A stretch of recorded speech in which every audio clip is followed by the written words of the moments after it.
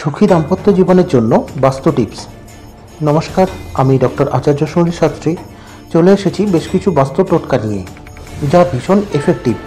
বৈবাহিক সম্পর্ক ভালো রাখার জন্য স্পেশাল কিছু বাস্তু টোটকা আমি আপনাদের জানাতে চলেছি।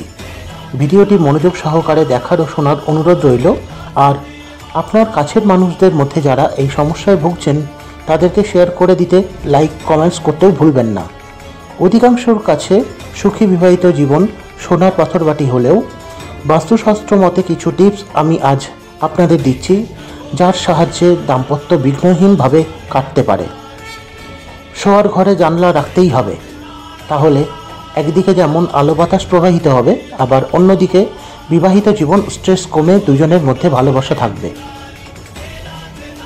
লাভ বার্ডসের ছবি রাখুন বেডরুমে, এতে স্বামী স্ত্রীর একে অন্যের প্রতি টান অনুভব করবেন।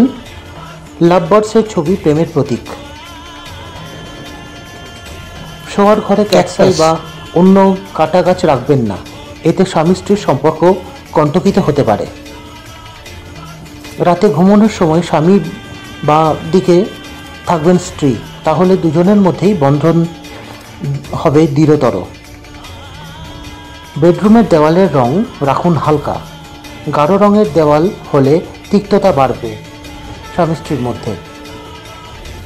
বাস্তুশাস্ত্র মতে বেডরুমে মানি প্ল্যান্ট রাখা অত্যন্ত শুভ, এতে স্বামী স্ত্রীর সম্পর্ক আরও মধুময় হয়ে উঠবে। সবাই ভালো থাকুন, সুস্থ থাকুন, আর এই ধরনের ভিডিও সকলের আগে পাওয়ার জন্য চ্যানেলটি সাবস্ক্রাইব করুন।